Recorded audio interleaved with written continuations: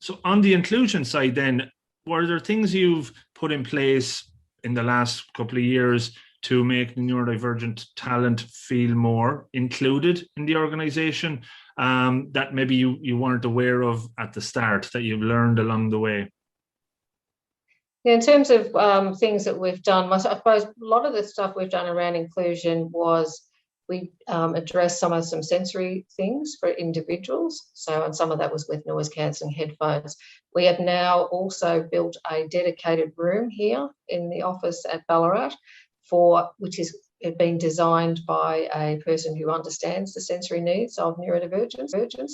We used that design, and we had our builders build that room because we were doing a part of a building project anyway. Mm-hmm. So we've built that dedicated room. So that's sort of some of the things we've done.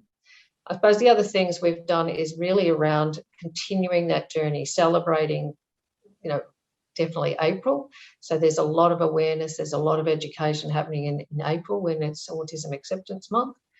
But we're also not just doing it then, we're doing it all through the year. And, I at any chance I get, I will talk about neurodiversity with most people. And the other great thing that we've found, which is and I'm sure I think many other organisations will find this too if they embark on the journey, is as we spoke to people and as I was talking to team members and getting them to think differently how they include people, they would then share their own personal story.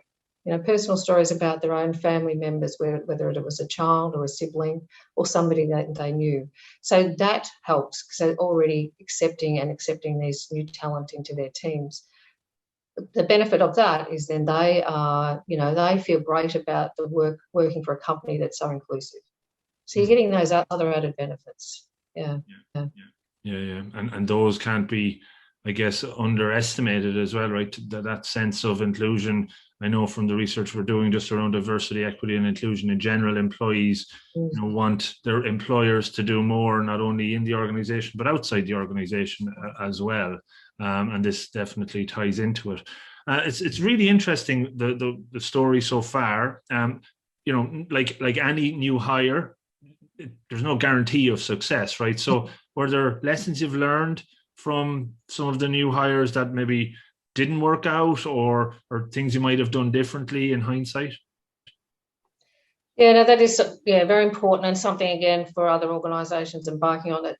I think it's very important to understand the role that you're advertising, or you're seeking somebody for that particular role, and making sure that you're very clear about that. And then try and work with the individual, whether you're working with a third party like Specialist Earn, to make sure we're aligning the skills to the role.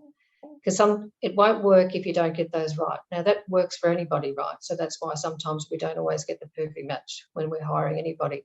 But for this talent, it's very important. If they've got the base skills and, maybe some experience, the education and the skills that match your roles, and you're going to set up a really great environment, that'll work. But be very clear about what it is you're looking for and what the role is required to have in terms of skill, even if it's education. Because if you don't have that right, then no one's successful. And I've been talking about that very much in this second program. We're running an assessment right now. If we need to be all successful, us as IBM, the individual, the candidates when they become IBMers, and also their Specialist Earn, we all need to play a part in that. Yeah.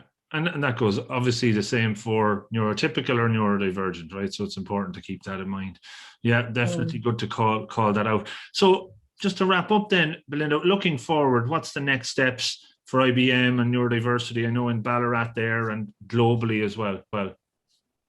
Yeah, so it's a pretty exciting place to be. So a couple of other things is we've got lots of things happening from a global level. We have hired in 8 countries across the globe.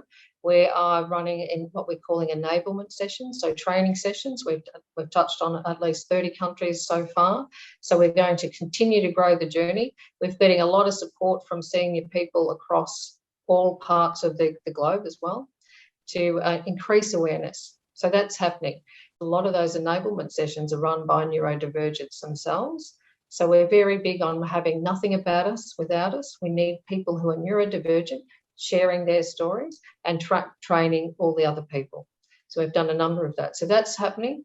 We've got, like I said, an assessment here happening in Ballarat. So we expect to have some new IBMers. They will definitely know by the end of May. So that's pretty exciting.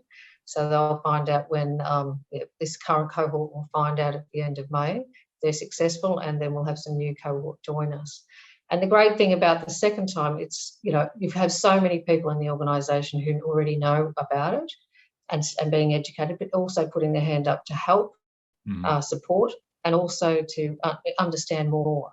So that's where we're at. We're doing so much more on a global level and getting leaders across the world interested and accepting. Yeah, brilliant.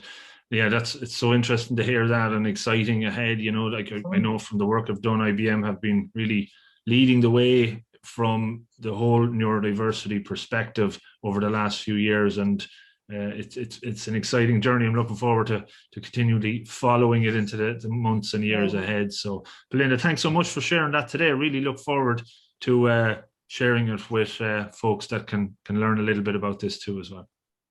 No worries. Thanks for having me. It's very good to talk to you. Likewise. Take care.